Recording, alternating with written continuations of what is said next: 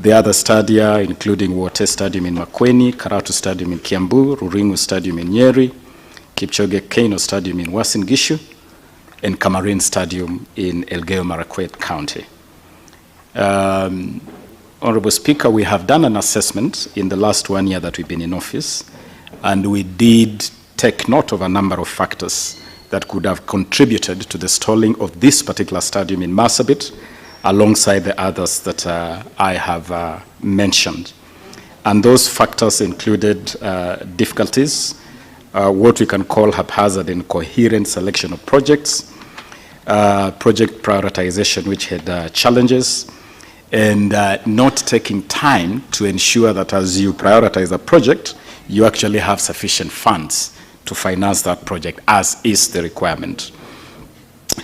And based on this assessment, Honorable Speaker, the ministry has made 2 important interventions, which I would invite the House to take note of. Number 1, we invited the Auditor General to conduct an audit to empirically determine the cause for the stalling of these projects, given that a significant sums of money were spent on these projects. And indeed, I can confirm to this House that that audit is going on. Marsabit Stadium, alongside these other stadia, are being audited. And the progress report we have is that the audit should be concluding anytime soon. The second intervention we made, Honorable Speaker, is that we took time to prepare a comprehensive sports infrastructure master plan. And I'm pleased to inform this House that today, for the first time in the history of Kenya, the country now has a substantive, comprehensive, well thought out master plan to guide the development of infrastructure in sports and the creative industry. We are convinced that within this master plan, we should be able to complete Marsabit Stadium and the other stadia that are stalled, because this master plan has 3 pillars: sorting our international level stadia, making sure that our regional stadia are of the required standard, and then investing heavily in community grounds, including academies. Allow me now, Honorable Speaker, to go to the specific question raised by the Honorable Senator Shute. We have information that has been supplied by Sports Kenya. Honorable Speaker, Sports Kenya is the agency that is responsible for sports facilities in the country. And the information we have is that this particular project was undertaken under the Public Procurement and Disposal Act 2025. It is started with an advertisement inviting the tender, and this advertisement was put on the website of Sports Kenya. And then at the closure of the advertisement, assessment was then done in accordance with that law. And we have provided the details of how the 7 bidders were assessed. And the 7 bidders were Prestige Remote Land, Arid Lands Construction Company Limited, Themas Construction Company Limited, Funan Construction, Frontier Engineering, Benissa Limited, and Parbat Siani Construction Limited. Upon assessment, a decision was taken by the evaluation committee that this project be awarded to the lowest bidder. And in this case, it was Benissa Limited, who bid at 295 million Kenya shillings, 236,215 shillings. And therefore, this project, Honorable Speaker, Honorable Senators, was awarded to Benissa Limited.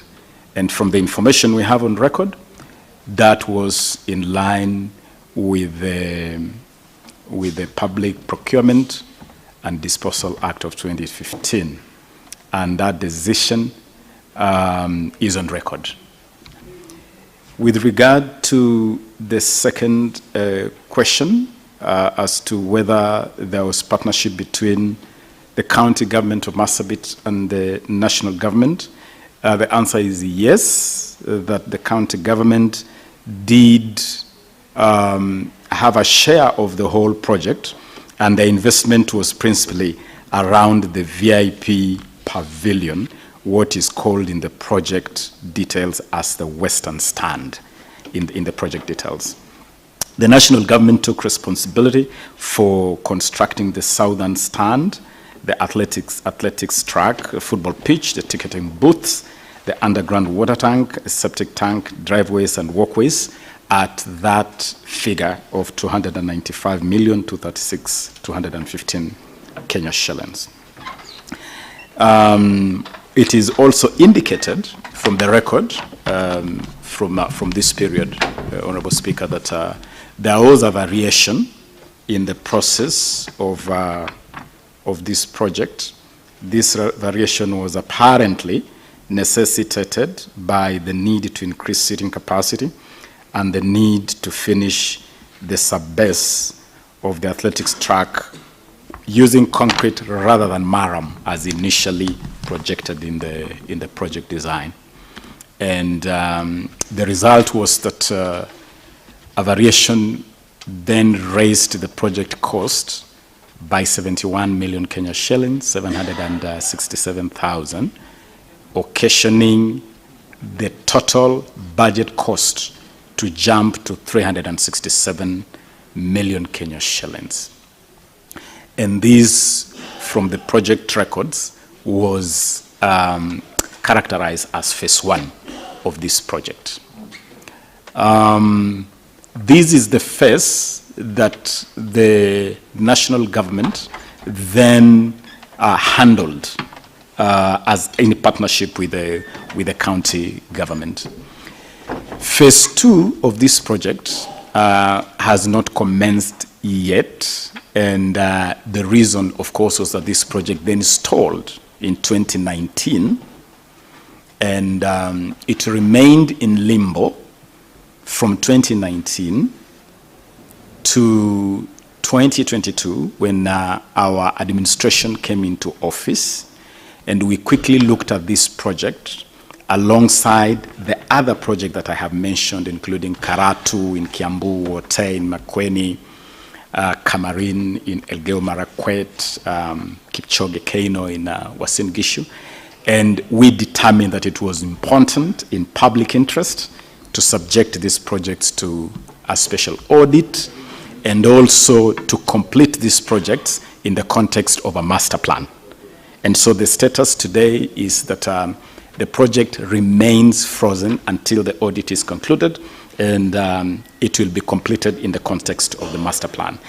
The total projected project cost was 951 million Kenya shillings, 825,128, to complete the whole project as designed.